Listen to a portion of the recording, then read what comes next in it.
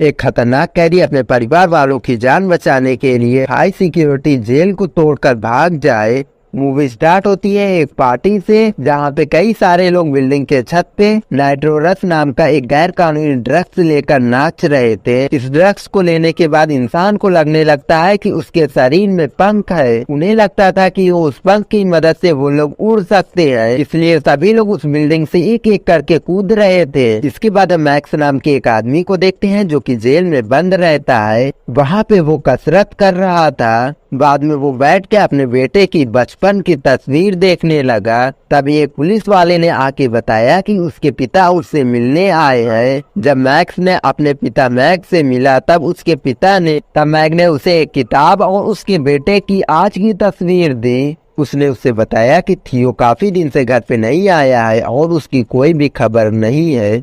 वही दूसरी तरफ चार्ली और थियो नाम की दो हैकर कुछ वैज्ञानिकों की रिसर्च पे नजर रखे हुए थे। इसके लिए उन्होंने एक गैर कानूनी लैब को हैक कर लिया था, लेकिन तभी पुलिस को उनकी हरकतों के बारे में पता चल गया क्योंकि वो लोग ऑनलाइन धोखाधड़ी करते थे। अगले दिन टीवी पे खबर आई कि उन्हें गिरफ्तार कर लिया गया है, लेकिन पुलिस ने एडवोकेट नाम के एक आदमी को गिरफ्तार किया था जो कि उनका बॉस था। पुलिस ने थियो और चार्ली को थोड़ा धमका के छोड़ दिया क्योंकि वो लोग अभी नाबालिग थे। उधर मैग ने भी टीवी पे खबर देखी और वो तुरंत थियो को छुड़वाने के लिए पुलिस स्टेशन पहुंचा। जब वो दोनों घर पहुंचे तब मैग ने थियो को काफी ज्यादा समझाया, पर उसे कोई भी फर्क नहीं पड़ा। थियो ने कहा कि वो अपने पिता मैग से तो अच्छा ही है ना, साला उनकी तरह से तो मैं जेल में नहीं हूँ। इसके बाद उसने गुस्से में जाके अपने कमरे में दरवाजे को जोर से बंद किया। वहाँ भी उसका मन शांत नहीं हुआ, इसलिए थियो खिड़की से निकलकर वहाँ से भाग गया। वो भाग के वहीं गया जहाँ पे वो काम करता था। वही दूसरी तरफ मैक्स को एक पुलिस ऑफिसर हथकड़ी लगाकर दूसरे रूम में लेकर गया। कुछ देर बाद वहाँ पे एक औरत आई जो कि एक पुलिस ऑफिसर थी। उसने मैक्स को एडवोकेट की तस्वीर दिखाई। मैक्स एडवोकेट को देखते ही तुरंत पहचान गया क्योंकि एडवोकेट वही आदमी था जिसने मैक्स की पत्नी की इलाज के लिए इलीगल दिल भेजा था, लेकिन उसकी पत्नी का ऑपरेशन नाकामयाब रहा और उसकी पत्नी मारी गई। इसके बाद पुलिस ने मैक्स को एक लिक्विड दिखाया जो कि नाइट्रोरस था। उसने कहा कि जो आदमी ये ड्रग्स लेता है वो पागल होकर ये सोचने लगता है कि उसके पंख है और वो हवा में उड़ सकता है। ये ड्रग्स काफी तेजी से शहर में फैल रहा था और पुलिस वालों को ये लग रहा था कि इसके पीछे एडवोकेट और उसके आदमियों का हाथ है। अब एडवोकेट की गिरफ्तारी के बाद उन्हें बस उस आदमी की तलाश है जिसने नाइट्रोरस बनाया है। ये सब सुनने के बाद मैक्स ने कहा कि उसे पुलिस की मदद करने में कोई भी दिलचस्पी नहीं है, लेकिन पुलिस वाली ने हंस के कहा कि उसका बेटा थियो भी एडवोकेट की गैंग में शामिल है। जब मैक्स को उसके बेटे की गिरफ्तारी की तस्वीर दिखाई तब मैक्स मान गया। इसके बाद वो गुस्से में एडवोकेट को जेल में ढूंढने लगा क्योंकि ये खबर सुनने के बाद उसे काफी ज्यादा गुस्सा आ रहा था। उसे ढूंढकर एडवोकेट को मैक्स ने खूब पीटा और उसे धमकी दी कि अगर जिंदा रहना चाहता है ना बेटा तो मेरे बेटे से दूर रहे। लेकिन तभी एक पुलिस वाले ने उन्हें छुड़ाने के लिए वहां पे आया, लेकिन मैक्स ने उसके गले पे चाकू रख के वहां से भाग निकला। कई पुलिस वालों ने उसका पीछा भी किया, लेकिन वो बिल्डिंग के छत पे से कूदकर वहां से भाग गया।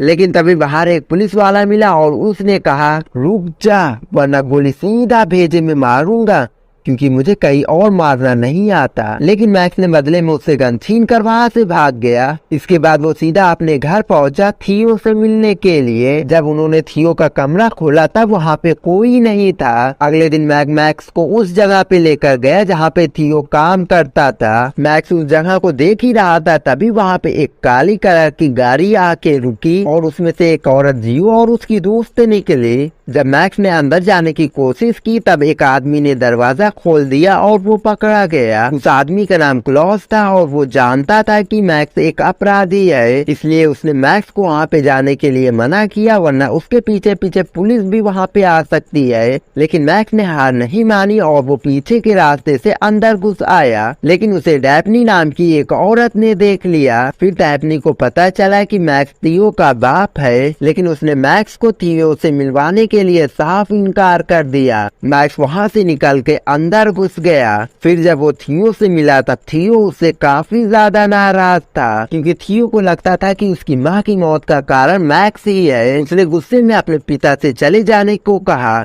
तभी डैफ्नी वहाँ पे आके कहने लगी वो थियो को वापस हासिल कर सकता है, लेकिन इसके लिए मैक्स को उनकी गैंग में शामिल होना होगा। ये सुनने के बाद मैक्स मान गया। इसके बाद डैफ्नी उसे अपने घर लेकर आई जहाँ थियो भी रहता था, जहाँ ली ने कहा कि उसे अपने पिता को समझना चाहिए क्योंकि उन्होंने सिर्फ उसके लिए जेल से भाग कर आया है। लेकिन थियो ने उसकी बात को नजरअंदाज कर दिया। थियो ने कहा कि जब उसकी माँ की मौत हुई थी तब मैक्स ने कई सारे आदमियों का खून करके जेल में चला गया था, उसे अकेला छोड़ के। उधर थियो ने मैक्स को बताया कि फिलहाल वो लोग नाइट्रोरस नाम का एक ड्रग्स खोजने की कोशिश कर रहे हैं। डैफ्नी को पता चला कि नाइट्रोरस नाम के ड्रग्स को 2 वैज्ञानिकों ने मिलकर बनाया था जो कि जंगल के बीच में घर बना के रह रहे थे। डैफ्नी ने बताया कि अगर वो फॉर्मूला उनके हाथ लग गया तो वो दुनिया की सबसे अमीर लोगों में हो जाएंगे। इसके बाद वहाँ पे थियो, चार्ली और क्लॉस भी आ गए। फिर डैफ्नी ने थियो को अलग लेकर जाके कहा कि उसे अपने पिता मैक्स की इज्जत करनी चाहिए क्योंकि वो थियो के लिए ही अपनी जान को जोखिम में डाल के उनकी गैंग में शामिल हो रहा है। इसके बाद वो थियो को किस कर लेती है क्योंकि वो जानती थी कि थियो उसे पसंद करता है। इसके बाद जब सब इकट्ठा हुए तब थियो और चार्ली ने नाइट्रोरस तक पहुंचने का रास्ता पता कर लिया। उन वैज्ञानिकों ने नाइट्रोरस फार्मूला को फ्लैश ड्राइव में रखा था जिसमें एक पासवर्ड लगा हुआ था। वो लोग जंगल के बीचों बीच रहते हैं जहाँ की जमीन पर भी सिक्योरिटी अलार्म लगे हुए हैं, यानी कि कोई अनजान आदमी अगर जमीन पे पैर भी रखेगा तो उन्हें तुरंत ही खबर पड़ जाएगी। फिर मैक्स ने बिना जमीन में टच किए उस लैब तक पहुँचने का प्लान बनाया।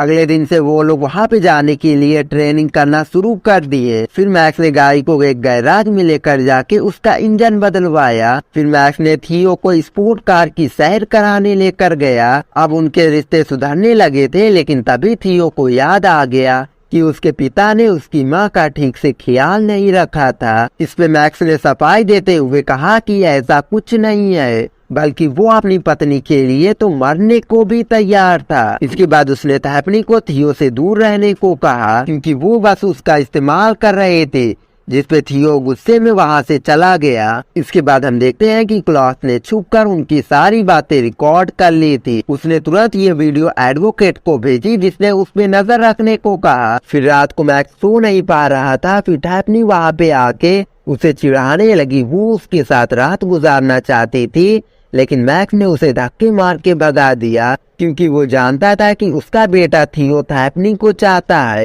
उधर थियो ये सब चीज सीसीटीवी कैमरे में देख रहा था। वो ये देखकर और भी ज्यादा चिढ़ गया कि उसकी डैफ्नी उसकी जगह उसके पिता को चाहती है। अगले सुबह वो लोग लैब पे जाने के लिए तैयार रहते हैं, लेकिन रास्ते में क्लॉस ने थोड़ा सा नाइट्रोरस चख लिया। फिर जब वो लोग लैब तक पहुंचे तब चार्ली और क्लॉस को गाड़ी संभालने को देखकर वो लोग लैब तक निकल गए। उधर वो दोनों वैज्ञानिक किमिस्टिक और रेबिन बाहर नाश्ता करने गए थे। वही मैक्स रस्सी से लटक कर लैब की छत तक पहुंच गया, लेकिन जैसे थियो रस्सी पे लटका तो उसका फोन नीचे गिर गया।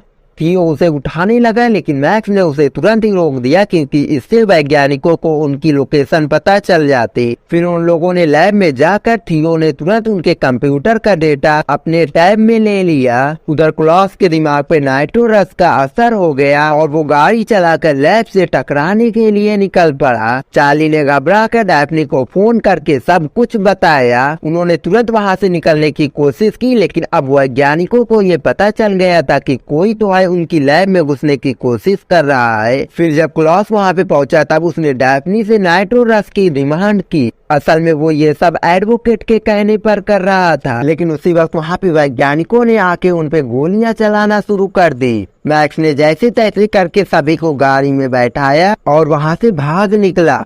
वो दोनों साइंटिस्ट भी उनका पीछा कर रहे थे, लेकिन मैक्स ने उन्हें चकमा देकर गाड़ी अपने पिता के घर पे लेकर आ गया। जब वैज्ञानिक अपनी लैब में पहुंचे तब उन्हें पता चला कि मैक्स और उनकी टीम ने नाइट्रोरस को चुरा लिया है और तभी उनकी नजर पड़ी जमीन पे गिरे थियो के फोन पर। वो लोग इसके जरिए मैक्स की टीम का पता लगा सकते थे।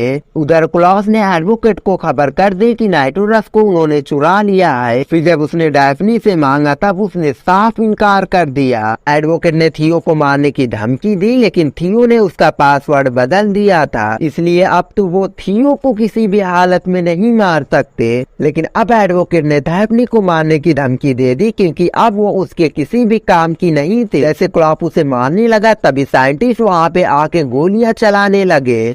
मैक्स तुरंत ही नीचे झुक गया और दरवाजा तोड़ के उनके ऊपर अटैक कर दिया, लेकिन उन दोनों ने उसे पीट डाला। तभी डैफ्नी मैक्स की मदद करने आई। उसने एक साइंटिस्ट को इतना जोर के उसके मुंह पे मारा कि वहीं पे वो चित हो गया। उधर मैक्स दोबारा खड़ा होकर दूसरे वाले साइंटिस्ट की पिटाई। वही दूसरे साइंटिस्ट ने डैफ्नी को कोने में लेकर जाके पीटना शुरू कर दिया, लेकिन तभी उसके हाथ में एक राइफल लग गई और वो जैसे ही उस साइंटिस्ट को मारने वाली थी तभी मैक्स ने उसे रोक दिया। फिर डैफ्नी ने उसके पैर पे गोली मारी ताकि वो भाग ना पाए। उसी पर वो भी अपनी चोटों की वजह से बेहोश होकर नीचे गिर गई। तभी वहाँ पे पुलिस आ गई। उसने डैफ्नी को हॉस्पिटल पहुंचाया और बाकी सभी को गिरफ्तार कर लिया। तब जाके मैक्स ने थियो को बताया कि ये सब एक प्लान का हिस्सा था, यानी कि उसके जेल से भागने से लेकर इस ग्रुप को ज्वाइन करने तक पुलिस वाली का ही प्लान था, जिसकी वजह से वो एडवोकेट के साथियों को पकड़ सके और साथ ही साथ